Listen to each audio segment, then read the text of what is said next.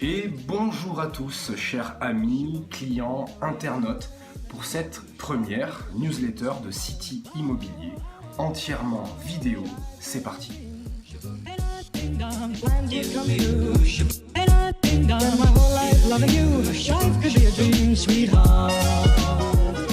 Des visites guidées pour rêver, des tutoriels, 2 conseils pour en apprendre un peu plus sur l'immobilier.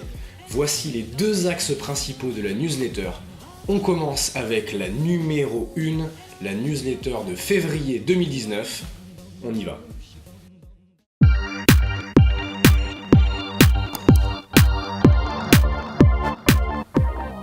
Devenir propriétaire de sa résidence principale pour la première fois. Vous l'avez peut-être déjà réalisé, vous y avez en tout cas sûrement déjà pensé. Si vous partagez votre vie avec quelqu'un, ça a probablement été un sujet de conversation. On va se pencher sur les différents freins pour mener à bien ce projet.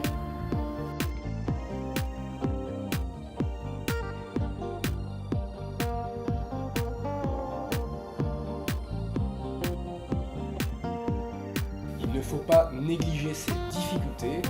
En revanche, pour gérer un projet comme l'acquisition d'un bien immobilier, il est fondamental de procéder par étapes, dans l'ordre, afin de mieux appréhender ces problèmes et de ne pas se décourager au fur et à mesure que les événements arrivent.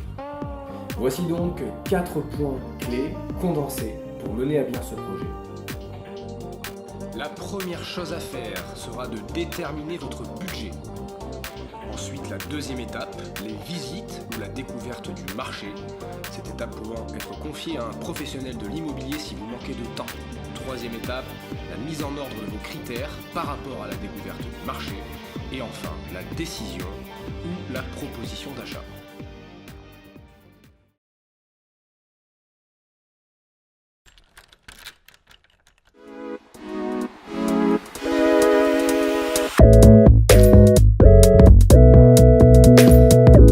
Déterminez votre capacité d'endettement.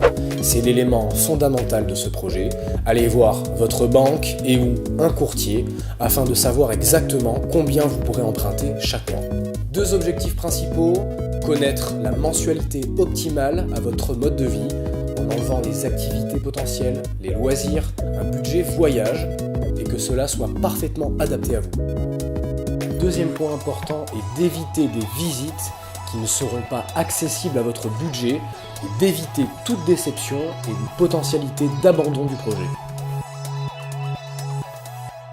C'est l'étape la plus variable en temps car il s'agit de déterminer le lieu dans lequel nous voulons vivre. Je conseille de sélectionner un nombre d'endroits de 1 à 4 maximum afin d'éviter de se perdre et de passer trop de temps dans cette étape. Chacun des lieux sera donc une zone de prospection dans lequel vous devrez consacrer environ 15 jours. Ces 15 jours vous serviront à visiter 4 à 5 biens dans la tranche de prix correspondante déterminée dans la partie 1. C'est un travail capital, vous êtes en train de devenir en quelque sorte votre propre agent immobilier ou alors vous pouvez également confier cette mission à un professionnel de l'immobilier en qui vous avez confiance. Cette étape constitue donc l'apprentissage du marché.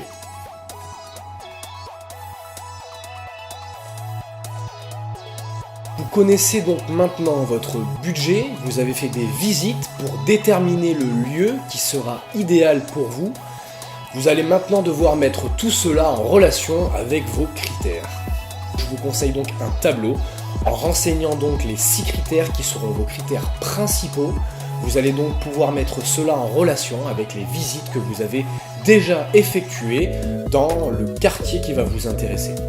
Évidemment, si vous avez d'autres biens que vous avez repérés entre-temps, n'hésitez pas à organiser d'autres visites afin de les rajouter dans votre tableau. N'oubliez pas que vous aurez souvent des concessions à faire. Si donc un bien correspond à 4 des 6 critères principaux, les 4 premiers critères, n'hésitez surtout pas à vous positionner, cela pourrait sûrement être un bien qui est fait pour vous.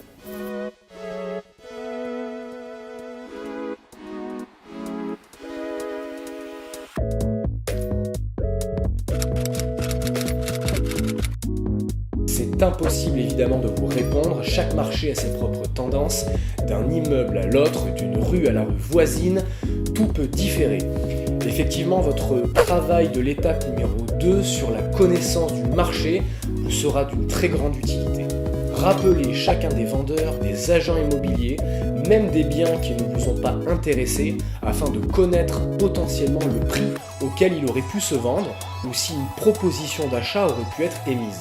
Une fois que vous avez déterminé le prix qui vous semble le plus juste pour ce bien qui vous intéresse, par le biais de votre agent immobilier si vous êtes passé par un agent immobilier, si ce bien-là correspond totalement à vos critères, que c'est un réel coup de cœur, vous allez devoir mettre le prix le plus juste, parfois même le prix fort. En revanche, si le bien en question n'est pas parfaitement correspondant à vos critères, libre à vous de jouer le jeu de la négociation.